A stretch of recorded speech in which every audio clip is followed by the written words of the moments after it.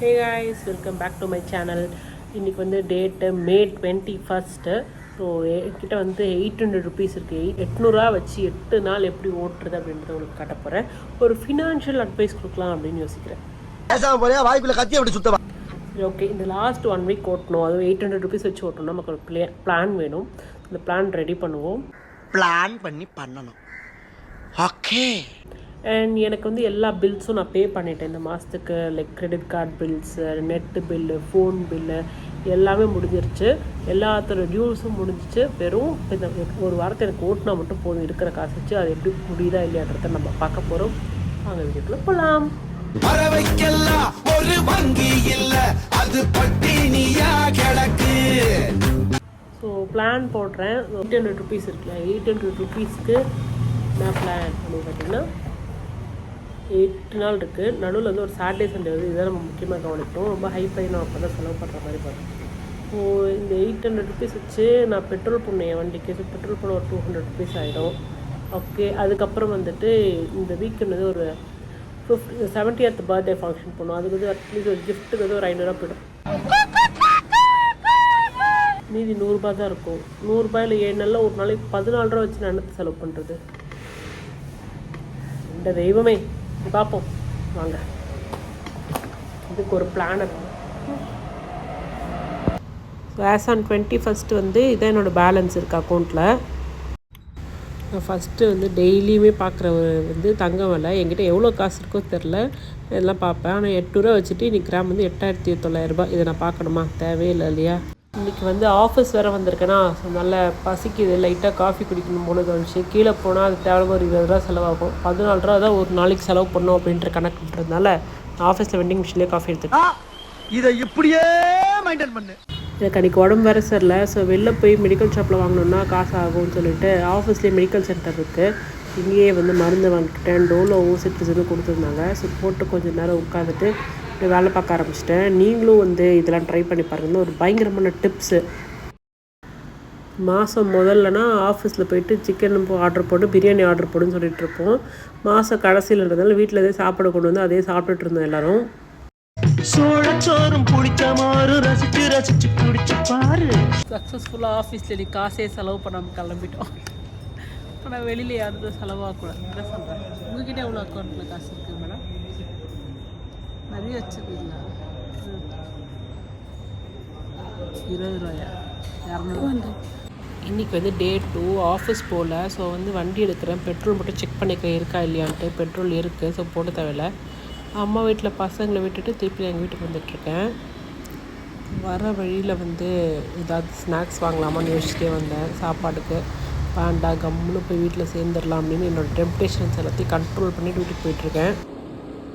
டே யூனிவர்ஸே எனக்கு இந்த பஜ்ஜியை கொடுத்த மாதிரி இருந்துச்சு. பக்கத்து வீட்டிலேருந்து ஒரு ஆண்டி வந்து இந்த அம்மா பஜ்ஜி சாப்பிடுன்னு ஈவினிங் ஸ்நாக்ஸ் கொடுத்துருந்தாங்க. மனசே நிறைஞ்சிருச்சு. அன்றைக்கி வந்து ஃப்ரைடே, நானும் லீவ் போட்டிருந்தேன். சரி, பசங்களை சமாளிக்க முடியாதுட்டு பார்க் கூப்பிட்டு போயிருந்தேன். பார்க்கெலாம் நல்லா விளாண்டாங்க. எனக்கு வந்து பயம் வந்து ஒரே ஒரு இடத்துல தான். இப்போ இந்த பார்க்கை விட்டு வெளில இருந்து கொஞ்சம் டாய்ஸ்லாம் வச்சுருப்பாங்க. அதை கேட்டு அடம் பிடிக்க ஆரம்பிச்சிட்டாங்க. எப்படி சமாளிக்கிறதுன்னு தெரியல. ஆனால் கடைசியில் அதுதான் நடந்ததும் கூட.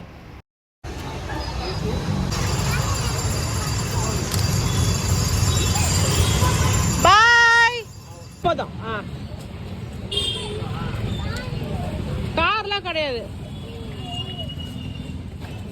சரி, நீ இந்த பபிள் பால் வாங்கிக்கோ. பால் வாங்கிக்கோ. கார் வச்சிரு. கார் தான் வீட்டில் இருக்கல, வாங்கிக்கோ. லைட் எடுத்துக்கோ பாலில். நோ அது வேணாம், இது வாங்கிக்கோ. டேய் வைடா. டேய் வைடா. வைடாத விதோன். வேணா விதோன். அது நீ நெக்ஸ்ட் டே சாட்டர்டே நான் வழியில் எங்கள் அம்மா வீட்டுக்கு போயிட்டு இருந்தேன். அங்கேருந்து ரிலேட்டிவ் வீட்டுக்கு போனோம். போகிற வழியில் மோர் கொடுத்துட்ருந்தாங்க ஃப்ரீயாக. ஹரிஷ் கல்யாணோட தண்ணீர் பந்தல் அவங்க ஃப்ரெண்ட்ஸ்லாம் சேர்ந்து அதை குடிச்சிட்டு போயாச்சு. வெயில் காலத்தில் எங்கள் ஏரியாவில் இந்த மாதிரி தான் நிறைய இடத்துல மோர் கொடுப்பாங்க. உங்கள் ஏரியாவில் எப்படி கமெண்ட் பண்ணுங்கள். வீட்டுக்கு போனால் அப்பா அம்மா லஞ்ச் சாப்பிட்டுட்டு இருந்தாங்க. ஒரு பஃப்ஸ் இது கொடுத்தாங்க. அம்மாவுக்கும் உடம்பு சரியில்லாதனால அவங்கள வந்து பார்த்துட்டு அப்படியே அக்கா வீட்டுக்கு கிளம்பிட்டேன். போகிற வழியில் இன்னொருத்தவங்க வீட்டுக்கு போகிறோம் அப்படின்றதுனால நம்ம சும்மா போக முடியாது. அதனால் அவங்களுக்கு கொஞ்சம் மாம்பழ சீசன் அப்படின்றதால வாங்கிட்டு போனேன். அது ஒரு 200 ருபீஸ் ஆச்சு. நான் தான் கஞ்ச பிஸ்னஸ் கணக்கு பார்த்த வீட்டு வாங்கிட்டு போனேன். ஆனால் அவங்க வீட்டில் வந்து நல்லா கவனிச்சாங்க. நைட் வந்து எங்களுக்கு ஃப்ரைட் ரைஸு பசங்களுக்கு ஐஸ்கிரீம் வாங்கி கொடுத்தாங்க. பாய் சுபா.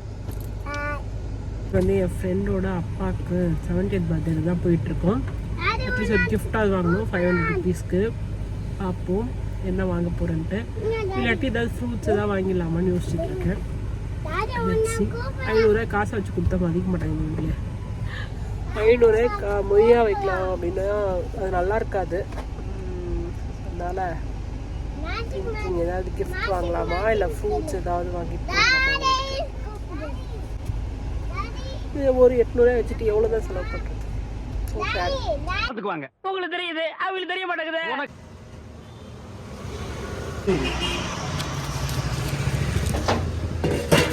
ஸோ அங்கே கொஞ்ச நேரம் நாங்கள் டைம் ஸ்பெண்ட் பண்ணிவிட்டு லஞ்சுக்கு பிரியாணி போட்டிருந்தாங்க. சாப்பிட்டோம். பிரியாணி செம்மையாக இருந்தது, செம்ம டேஸ்ட்டு.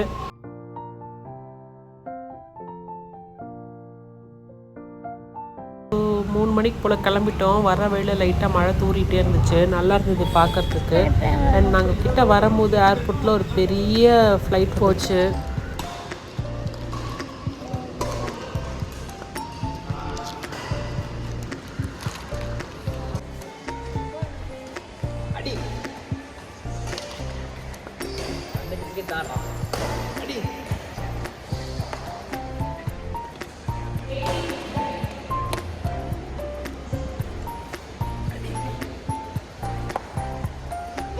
மண்டே வந்துருச்சு. இன்னும் 2 டேஸ் தான் இருக்குது சேலரி வரத்துக்கு.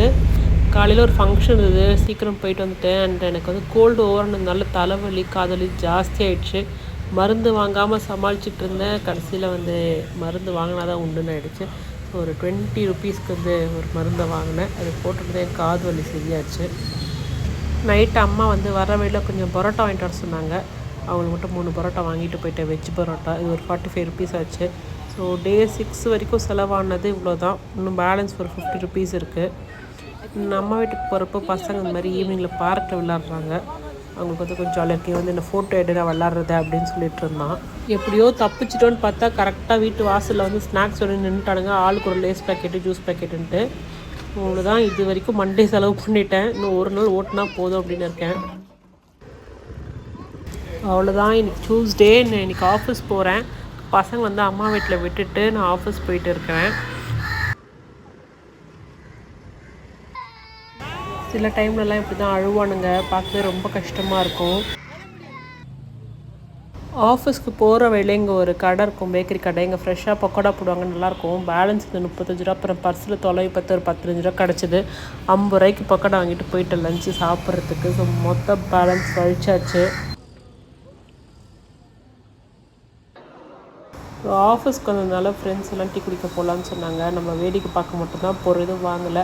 அவங்களாம் வாங்கியிருந்தா கொஞ்சம் ஷேர் பண்ணாங்க. இது மாதிரி டீம் இருக்கும் போது இதுதான் ஒரு அட்வான்டேஜ். ஒரு நாள் ஒருத்தர் செலவு பண்ணுவாங்க, இன்னொரு நாள் இன்னொருத்தர் செலவு பண்ணுவாங்க. நம்மக்கிட்ட இல்லாதப்போ நமக்கும் வாங்கி தருவாங்க. நம்மக்கிட்ட வரப்போ நம்ம அவங்களுக்கு வாங்கி கொடுத்துட்டா முடிஞ்சிருச்சு. பெருசாக யாரும் இதுக்கெல்லாம் கணக்கு பார்க்க மாட்டாங்க.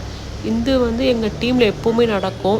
யாராவது ஒருத்தர் வந்துட்டு கண்டிப்பாக ஸ்பான்சர் பண்ணுவாங்க வித்தவுட் எனி ரிட்டன் ரூல். எனக்கு வந்து சுக்கு காப்பி வாங்கி கொடுத்தாங்க, எனக்கு கோல்டாக இருக்குது அப்படின்றதுனால. ஸோ குளிச்சுட்டு நானும் வீட்டுக்கு கிளம்பிட்டேன். ஸோ நெக்ஸ்ட் டே சேலரி வந்தோடனே ஜாலியாக ஆகிடுவோம். இந்த வீடியோ உங்களுக்கு பிடிச்சிருக்குன்னு நினைக்கிறேன். தேங்க்ஸ் ஃபார் வாட்சிங். பாய்.